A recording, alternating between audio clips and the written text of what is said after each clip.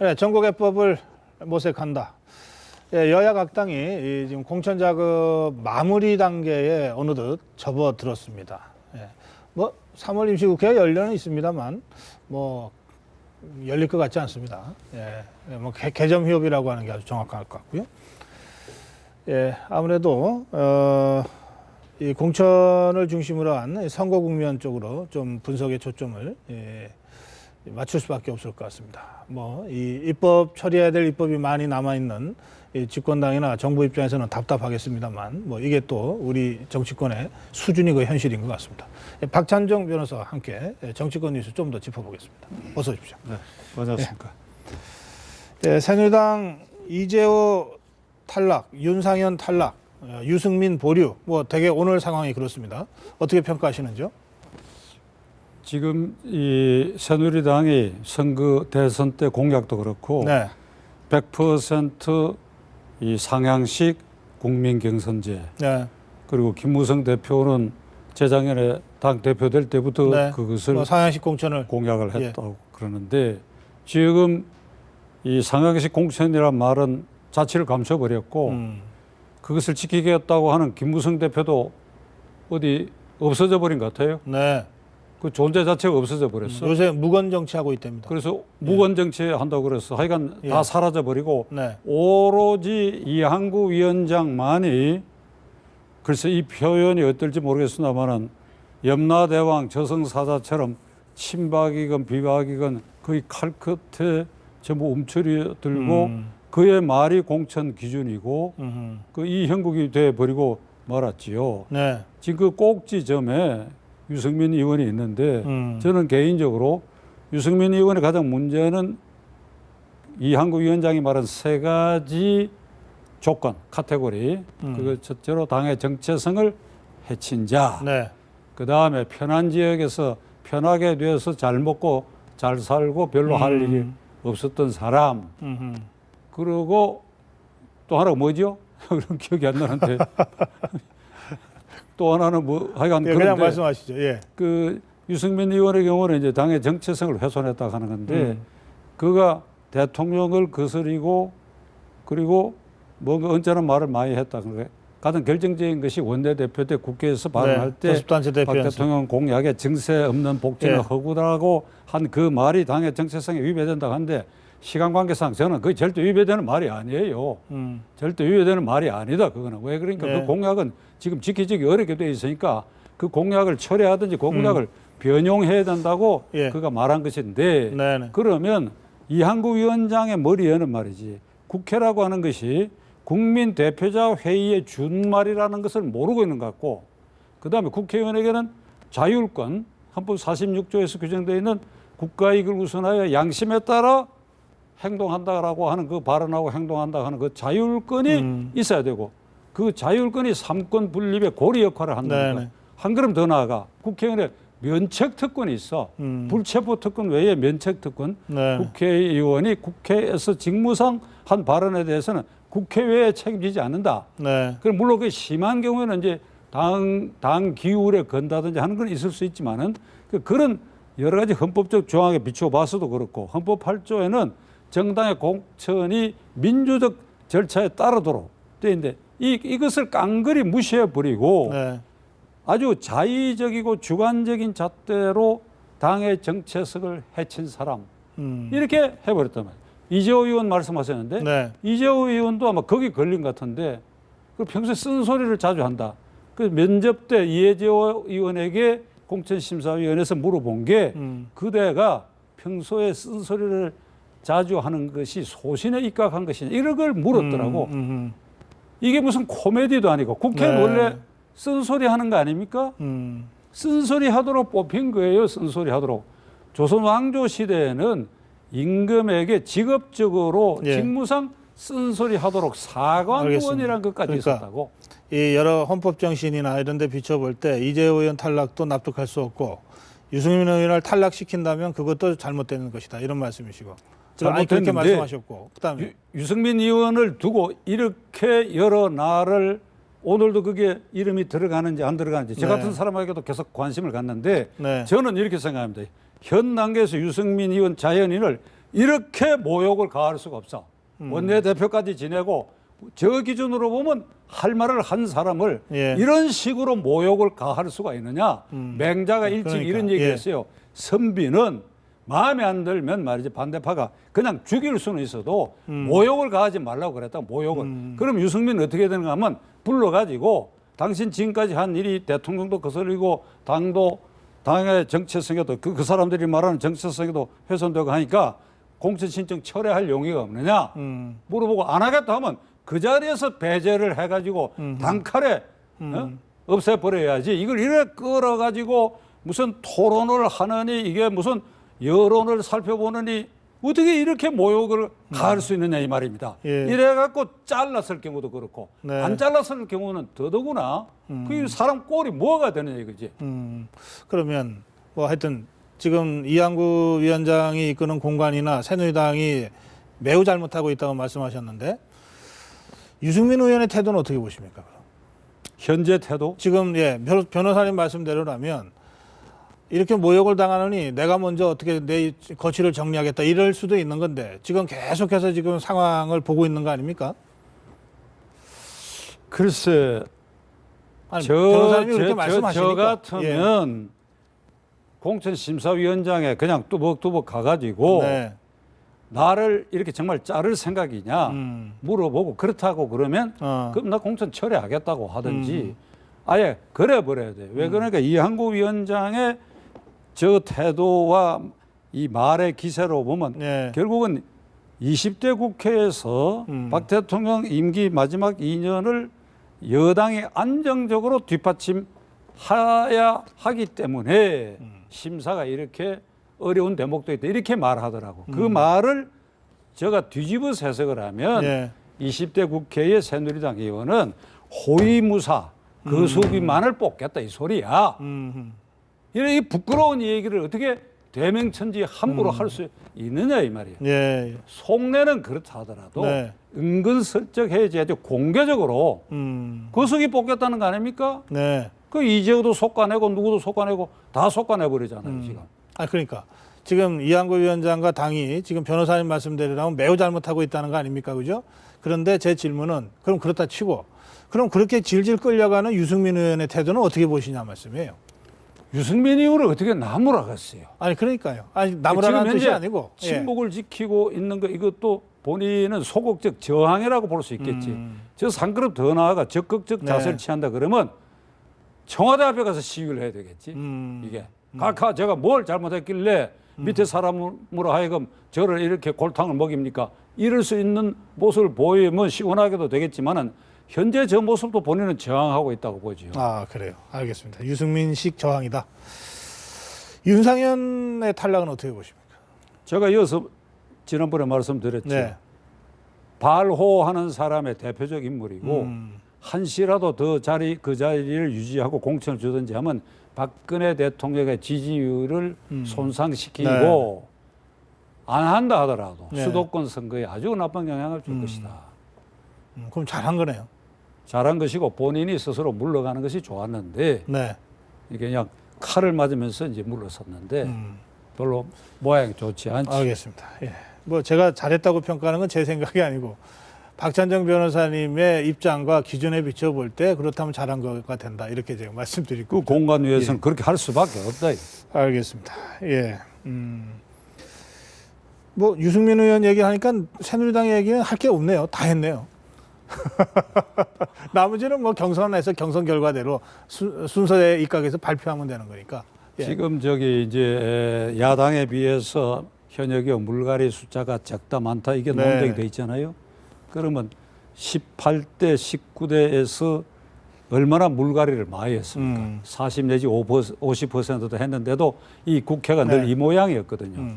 그러면 이번에도 어떻게 해야 되는가 하면 이게 현역 의원들이 자기들 기득권 누리려고 그러고 헌법재판소에서 공직선거법 평균치를 빨리 개정하라 하는 것을 잘 끌었잖아요.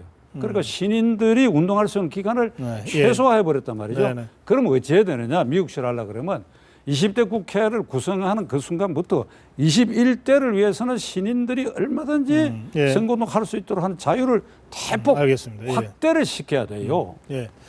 지금 뭐 어쨌든 뭐 첫 번째 탈락자인 김태환 의원 또 무소속 출마를 선언했고요. 여러 사람들이 지금 무소속 출마를 검토한다 그럽니다.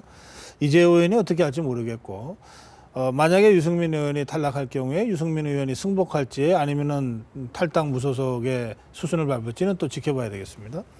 어쨌든 이렇게 되면 이제 여당도 후폭풍이 크건 작든 오는 것인데 어느 정도라고 예상하십니까? 대구 경북 쪽은 두 가지 가정을 할 수 있는데 네. 그 민심이 박정희 대통령 이래에 순치된 면이 있어요. 그냥 박정희 대통령 쭉 전두환, 노태우 다 경북 사람들이고 그리고 박근혜 대통령, 박 대통령의 따님이다. 이런 것 때문에 순치돼 가지고 뭐 그만한 일로 이렇게 조용히 될 가능성도 있는데 네. 대구는 원래 자유당 정권 때부터 4.19 진원지가 거기 예, 야도죠. 28 대박. 예. 그 고박사도 그 출신 잘 아실 거예요. 네. 그러니까 그런 민심의 깡아리가 어떻게 발현될는지는 저는 속단할 수가 없고 수도권에는 심대한 영향을 나는 미치리라고 봅니다. 그게 어떻게 새누리당이 이렇게까지 할 수 있느냐. 그리고 새누리당에도 뭐 이번 선거에 그런 일이 별 영향 없이 지난다 하더라도 저는 네. 어느 때인가 시차를 두고 이것이 반드시 이 후폭풍이 나타나고 박근혜 대통령에게는 남은 임기 2년 동안에 레임덕이 빨리 보이지 않게 빨리 올 수도 있고 없다 하더라도 예. 퇴임 후에 그의 치적 중에 부정적인 면으로 크게 도달아질 가능성도 있다. 이런 여러 가지를 생각했을 때 이젠 되돌아갈 수 없잖아요. 그 공천 후유증이 크고 거세지고 또 수도권까지 영향을 줄 것인지 여부에 1차적으로 유승민 의원의 공천 탈락 여부가 달려있다. 뭐 이렇게 전문가들이 분석을 하던데 변호사님 그 점은 어떻게 보십니까? 유승민이 만일 공천 탈락을 하면 대구 네. 민심을 어떻게 가늠해 볼는지의 바로미터로 네. 그가 무소속으로 입후보해 봄직하다고 저는 생각합니다. 예. 그러면 경향 각지에서 그를 도우려고 모여드는 사람이 꽤 생길 수도 있다. 꽤 생길 수도 있다. 어쩌면 저도 본인이 거부하지 않은 한 방송에서 얘기한 일이 있는데 네. 가보고 싶어요. 그러니까 유승민 의원의 태도를 만일 여기서 낙천해 버린다고 한다면 어떻게 하느냐가 그러니까 큰 변수가 대구 된다 민심 이런 말씀이군요. 또는 수도권 민심에도 상당한 충격을 줄 수도 있을 것이다. 알겠습니다. 예. 더불어민주당은 이해찬 의원을 공천에서 탈락시켰습니다. 어떻게 평가하십니까? 김종인 대표가 말이죠. 예. 안철수, 천정배, 김한길 의원 등이 탈당 명분으로 삼았던 친노 패권주의와 독선적 배제주의 네. 이 부분을 저는 다 덜어냈다고 생각해요. 아니 감각적으로는 100%그 탈당 명분을 다 없애버렸다고 생각해요. 아하, 우선 예. 문재인 최고위원회 그 최고위원들 전부 초토화시켜 버렸잖아요. 당연직인 이종걸 빼놔놓고는 네. 초토화돼 버렸고, 그 다음에 뭐 문희상, 유인태 좌장들도 전부 희생됐고, 이른바 원로 5인방 중에 원혜영만 살아남았고, 네, 네. 그 다음에 꼭지점에 총리 지난 이해찬 의원까지 저렇게 됐다. 이러면 지금 친노는 실질적으로 와해됐다고 와야 돼요. 아, 그리고 뭐 160년 전 일이지만은 대원군이 60년 세도 정치 안동 김씨 일문들을 전부 요직에 있는데 고종이 등극해가지고 섭정권을 지었을 때 어떻게 처리했냐 하면 핵심 몇 사람만 자리에서 제거하고 네. 귀양 보내거나 사약 먹이지 않았어요. 조선족 관행대로 하면 네. 대원군이 충분히 안동 김씨 그 노론파들을 완전히 삼족을 멸하도록 그렇죠. 예. 할 수가 있는데도 안 그러고 와해시켰다. 음, 그 김종인 대표가 지금 한 수법이 그때 대원군이 한 것처럼 그게 느껴져요. 저 정도로 해놓은 사람을 보고 친노 패권주의를 감싸다라든지 이런 볼멘 소리를 지금 국민의당은 더 이상 할 수 없게 됐다. 아하, 예. 그다음에 친노라고 하는 것도 이렇게 되면 이제 본질을 재해석해가지고 탈바꿈할 필요가 있다. 네. 노무현 대통령의 정책을 우리는 지금 죽어도 그 양반이 고인이 되는데도 우리는 그대로 추종한다. 이게 아니에요. 노무현 대통령 중에 공약 중에 가장 중요한 거 시간 관계상 몇 개만 얘기를 한다면 우선 친서민 반재벌 정책, 그다음에 자주 외교 노선, 공안 수사기관의 중립화 이건데 이거 하나도 실천하지 못했거든. 예. 그러니까 구호로서는 존재를 해. 알겠습니다. 예. 그리고 한미 FTA 이제는 제주 친노- 강정 기지도 노무현 대통령이 사인한 거 아니에요. 그러니까 이제는 그러면 친노도 친노가 뭐를 예. 계승한다는 소리냐 이 말이야. 친했기 때문에 그것이 노 대통령 사후에도 하나의 파벌로서 친한 것이라고 하는 그 동정의 이해를 지키기 위해서 존재한 것이라면 이번에 김종인 대표가 이걸 말살해 버렸잖아요. 그럼 친노라고 하는 것은 더 이상 존립하기가 어렵게 되어버리고 없어졌다고 나는 생각합니다. 알겠습니다. 그래도 뭔가 노무현 대통령을 계승하려면 좀 업그레이드 시켜야 된다 이런 말씀이신 것 같고. 자, 그런데 일각에서는 친노는 와해됐고 친문으로 재편됐다. 뭐 그런 분석이 나옵니다. 실제로 문재인 대표와 가까운 이 초선 의원들은 거의 대부분 공천을 받았다고 분석이 되고 있어서 그렇습니다. 그 점은 어떻게 보시는지요? 앞으로 이 국민 경선이 이 다음부터 점점 이렇게 진화돼 갈 것인데 네. 그 가까운 사람 몇 명 뭐 이른바 살아남았다고 해가지고 그것이 또 하나의 파벌로 뭐 득세하고 그렇다고 하는 거 그것은 지나친 그렇게 보는 것도 호사가들의 얘기라 저는 그렇게 생각합니다. 정략적 공세다. 그렇죠. 그렇고 이제 국민들이 그걸 감시를 해야지 비판하고 그러면- 또 선거 과정에서 어떤 예. 결과가 나올지도 알 수도 없는 일이고 예. 이게 다 이 김종인 대표와 문재인 전 대표가 다 짜고 하는 거다. 이런 분석까지 나옵니다. 저는 그렇게 생각합니다. 왜 그렇게 생각 안 하십니까? 짜고 하면 그게 세상에 비밀이 없는 법이니까. 뭐 물론 이심전심으로 통했는지는 모르겠으나 예. 무슨 상의를 했다라든지 뭐 메시지를 주고받았든지 하는 것은 네.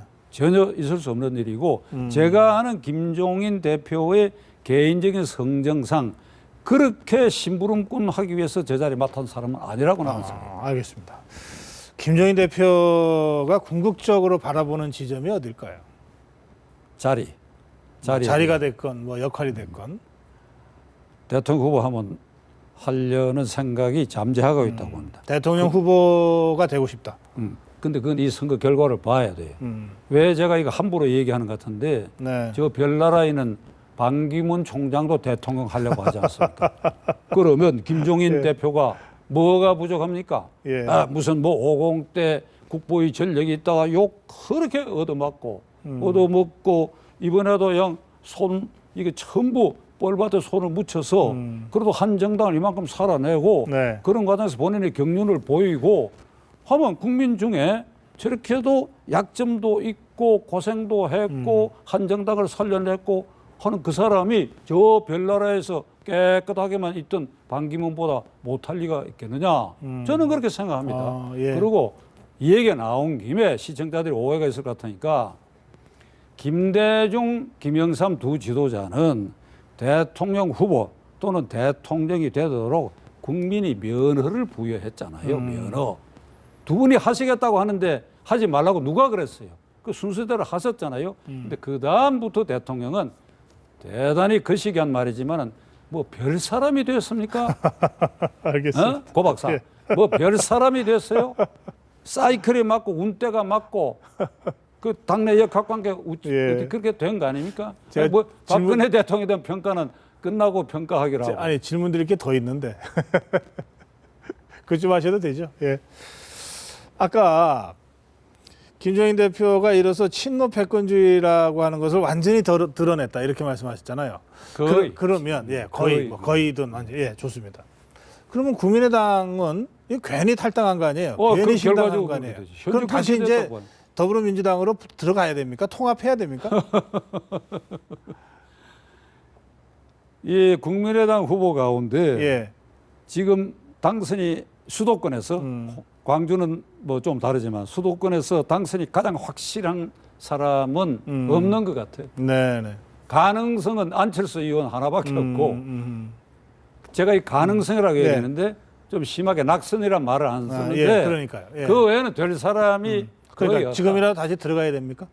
근데 지금 어떻게 들어가겠어요? 그러니까 군데군데서 이 국민의당 후보가 3등 이하의 지지율을 얻을 것이 확실한 그럼 데는 그건 지역별 후보 단일화가 단일화해야죠. 왜 그러니까 그러면, 안철수 의원이 예. 늘 한 말이 한나라당, 새누리당의 확장성을 반대한다는 거 입에 달고 다니는 사람 알겠습니다. 아니에요. 자, 그럼 변호사님. 시간이 별로 없는데 지난번에 김종인 대표가 야권 통합 제안했을 때 국민의당에서 친노 패권주의 청산이 안 되는데 무슨 얘기냐 이랬거든요. 순서를 거꾸로 했으면 이해찬 의원도 공천 탈락시키고 막 이런 식으로 해서 말씀하신 대로 친노 패권주의 더 이상 없다라고 주장할 정도로 정리해놓고 야권 통합을 제안했으면 통합이 됐겠네요. 그러면 여론이 하라고 했겠죠. 그러니까 왜 수순을 잘못 밟았을 거예요? 아니면 일부러 거꾸로 밟았나요? 그건 이런 점이 있겠지요. 왜 그러니까 이 제일 무거운 사람을 처음부터 이렇게 심장부터 때리기에는 버거운 감이 있었겠지요. 그렇게 해서 순차로 시냇물 흐르듯이 순리에 따라 사회오는 과정에서 이해찬 의원에 대해서는 스스로 물러가 주기를 바랐던 거 아닌가 싶어요. 뭐 그런 게 있는데 예. 국민의당은 굉장히 어렵게 되고 면목도 없게 되고 그랬으니까 지금이라도 예. 수도권에서는 낙선이 확실한 지역은 예. 그 단일화하는 것이 정치 도의상 나는 지역별 단일화가 불가피하다. 이렇게 지금 진단하셨습니다. 예. 여기서 마무리합니다. 고맙습니다.